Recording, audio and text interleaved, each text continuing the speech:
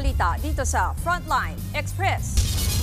Sitwasyon sa mga terminal ng bus, Pantalan at Airport ngayong Lunes Santo, alamin live. Transportation Secretary Vince Dizon nag-inspeksyon pero na-bad trip sa mga umano'y illegal na terminal sa EDSA Pasay. At kasabay ng exodus ng mga biyahero, malakihang bawas presyo sa produktong petrolyo kasado na bukas.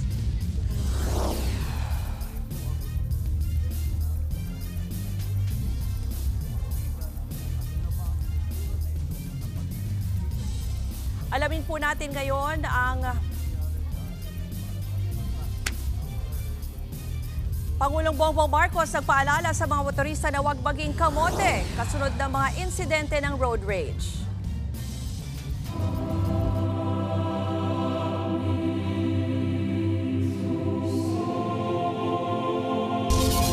Patuloy ang pagdagsa ng mga kapatid nating babiyahe pauwi sa mga probinsya para sa Semana Santa ngayong Lunes Santo. Nag-inspeksyon din si Transportation Secretary Vince Dizon sa ilang terminal sa Metro Manila para matiyak ang kaayusan at kalagayan ng mga pasahero. At live mula sa Paranaque Integrated Terminal Exchange, nasa frontline ng balitang yan si Gerard de la Peña. Gerard, ano na ba ang sitwasyon sa mga oras ito dyan at kamusta itong naging inspeksyon ni Secretary Dizon?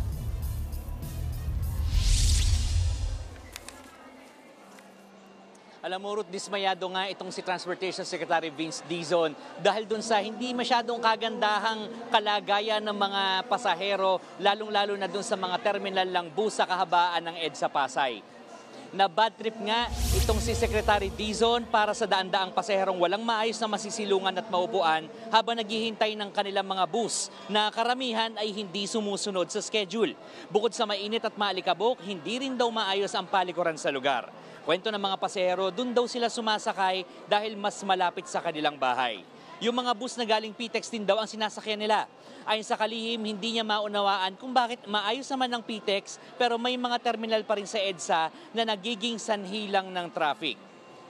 Ruth, dahil dyan ay ipapatawag ni Secretary Dizon ang Filtranco, Megabus at iba pang mga kumpanya ng bus na may terminal dyan sa kahabaan ng EDSA para magpaliwanag. Ruth.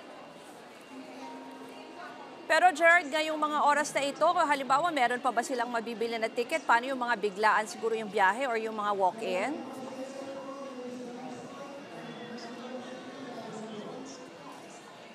Alam mo, Ruth, kanina may nakausap tayo mga dispatcher dito. Yung isa ay nagsabi mukhang medyo maglalaylo daw ng konti ang bilang ng mga pasahero ngayon dito sa PTEX at magpipick up ulit yan at muling dadami simula bukas hanggang sa Miyerkules. Pero kanina rin, may nakita rin tayong ilang mga biyahe na doon sa mga bilihan ng ticket na fully booked na. Pero meron din naman na sabi may additional buses sila. Ang assurance lang dyan ng DOTR route, magdadagdag daw sila. May nakaabang na mahigit 1,000 bus para siguradong may masakyan yung mga pasahero pa uwi ng mga probinsya.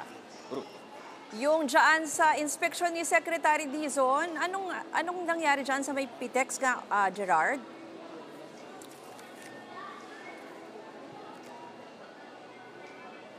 Tama, Ruth, kanina bago siya nagpunta doon sa mga terminal ng bus sa EDSA Pasay, ay sumilip muna siya dito sa PTEX at sabi niya maganda naman ang sitwasyon dito pero meron lang siyang konting mga puna. Ayon sa kalihim nga maayos yung kalagayan pero may mga improvements na gusto niya raw maipatupad.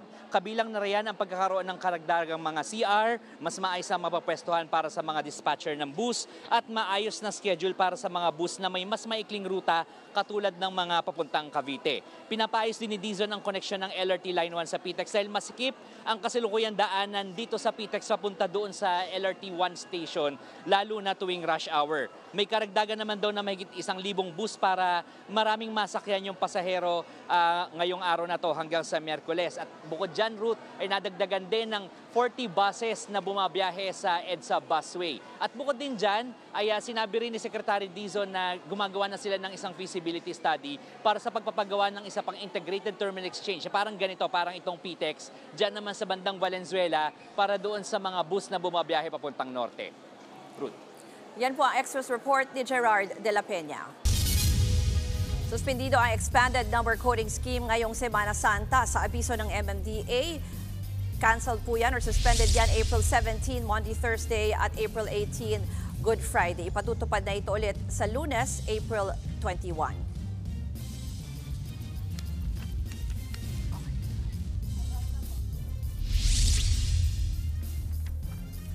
Samantala sa mensahe naman ni Pangulong Bongbong Marcos ngayong Semana Santa, nagpaalala siya para sa iba yung pag-iingat ng mga biyahero. Sa kanyang vlog, pinaalalahanan ng Pangulong publiko na piliin ang kapayapaan at kaligtasan, lalo na iyong mga magbabakasyon. Kasunod po ito ng mga insidente ng road rage, gaya na lang sa Antipolo. Paalala ng PBBM, kung may gulo sa kalsada, unahing umawat bago mag-video. Ang tatapang na natin lahat, siga lahat, tayong lahat ay kailangan sumunod sa batas trapiko. Kailangan ang disiplina para maging responsableng mga Pilipino sa lansangan. Huwag maging kamote, masyado nang madami yan. Nakikisa naman si Vice President Sara Duterte sa pagdarasal at pag-aayuno ng sambayanang Pilipino ngayong Semana Santa. Panahon daw ng paghihilom ang Kwaresma sa gitna ng umano'y dinaranas na matinding pagsubok at pagkakawatak-watak ng bayan. Inaasahan namang papalo sa 170,000 na mga pasahero. Araw-araw ang daragsa sa Ninoy Aquino International Airport ngayong Semana Santa. Ang mga check-in counter mas pinaagang buksan para maiwasan ang kumpulan ng mga biyahero. Live mula sa NAIA, nasa frontline ng balitang yan, si Rainiel Pawid. Rainiel, kamusta? Marami na ba ang mga biyahero dyan ngayon? Ruth, tuloy-tuloy na nga yung dating ng mga biyahero dito sa Ninoy Aquino International Airport Terminal 3. Lalong-lalo na yung nais mga sulitin itong ang nalalapit na Holy Week break para makapagnilay-nilay at makapagpahinga malayo sa ingay ng Metro Manila. Literal na kalabaw lang ang tumatanda para sa magkakaibigang ito na tinatawag na Golden Ladies. Kahit mga senior citizen na, all bags are packed pa rin sila sa kanilang Europe trip at pilgrimage ngayong Holy Week. Ilan lamang sila sa libo-libong biyahero ng NAIA ngayong Holy Week break. Noong isang linggo, nag-abiso na ang Manila International Airport Authority na posibleng magkaroon ng 20% increase sa bilang ng mga pasahero ngayong Semana Santa. Upang iwas abala at pila, mas pinaaga na rin ang pagbubukas ng mga check-in counters sa bawat flight. Upang masigurong safe ang bakasyon ng karamihan, doble alerto na ang seguridad sa buong paliparan. Maliban sa mga screening area, nag-iikot din ang mga security personnel at canine dogs sa lugar. Mas pinuluwag na rin ang mga parking area para sa mga maghahatid at susundurin sa mga biyahero. Sa NAIA Terminal 3, may 12 immigration counters. May pahingahan na rin ang mga OFW sa bagong bukas na lounge dito nga sa Terminal 3, Ruth. Rainiel, kung ikukumpara mo ba nung isang taon, anong sabi nila? Mas marami ba ngayon o mas kaunti ngayon ng Semana Santa? Ruth, sabi nga ng mga otoridad ay inaasahan na sa mga susunod pa na araw ay mas tataas pa ito kumpara noong nakaraang taon dahil na rin dito sa tinatawag natin na revenge tourism. So yung mga parang napurnada yung kanilang mga lakad nung kasagsagan ng COVID-19 pandemic ay tuloy-tuloy pa rin daw yung pagbiyahe lalo na nga ngayon na may mahaba-haba silang pahinga ngayong Holy Week break.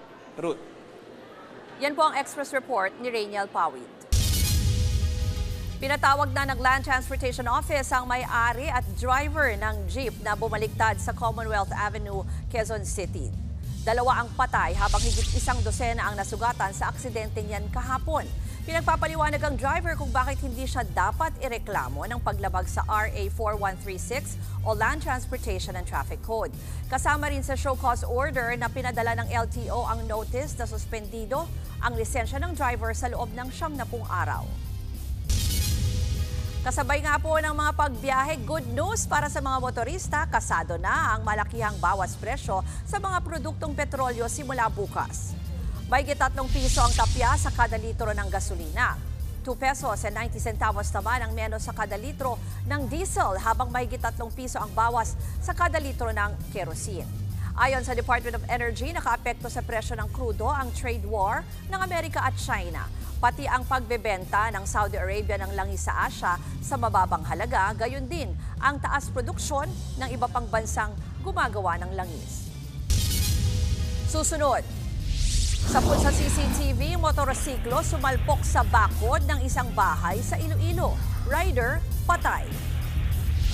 Yan at iba pang balita sa pagbabalik ng Frontline. Express.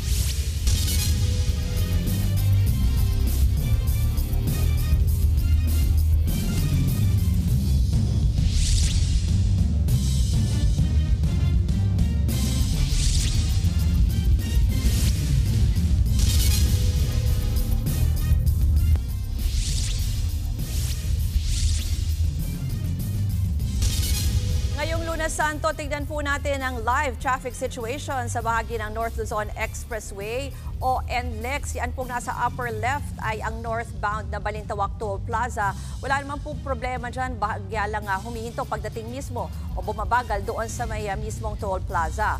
Susunod naman po ang northbound Mapulang Lupa, Valenzuela. Hindi pa naman mataas, marami ang mga sasakyan sa mga oras na ito.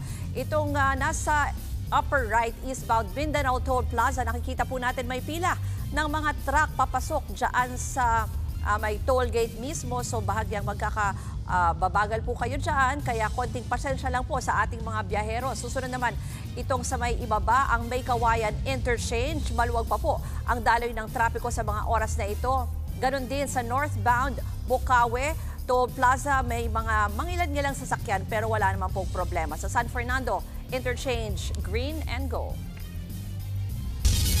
Samantala, naka-heightened alert na ang Philippine Coast Guard para matiyak ang maayos at ligtas na biyahe ngayong Semana Santa. Nasa higit 4,000 tauhan ng PCG ang idineploy sa 16 na distrito, kabilang ng Southern at Northeastern at Western Luzon. Nakastasyon ang mga personnel sa mga pantalan at ferry terminal. Mahigpit ding pinatutupad ang inspeksyon sa mga bagahe at sasakyang pandagat bago ito pumalaot. Tatagal hanggang April 20 o linggo ng pagkabuhay ang high alert status. Narito naman ang mga balitang dapat niyong abangan sa Frontline Pilipinas. Lalaki sa Parañaque ng hostage ng 2 taong gulang na batang babae, mga residente. Sinubukang tumulong pati na ang isang maritime police. Ang kinahinatnan niyan abangan sa Frontline Report ni Dave Abuel. Ito pa ang isang aabangang balita sa pulsa video, ang pagsalpok ng motorsiklo sa bakod ng isang bahay sa Iloilo. Rider naipit sa nayuping bakal habang ang backride tumilapon. Ang buong detalye niyan abangan mamaya. At ang nakakaantig sa pusong kwento ng tatay na may kapansanan. Viral ang video na ito ni Tatay June matapos niyang umakyat ng stage para sa moving up ng kanyang grade 10 na anak. Proud niyang sinabita ng medalya ang anak tsaka ngumiti.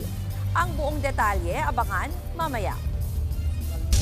Yan ang mabilis sa pasada ng mga balitang dapat niyong malaman at dapat niyong abangan mamaya sa Frontline Pilipinas. Ako po si Ruth Cabal. Magandang hapon.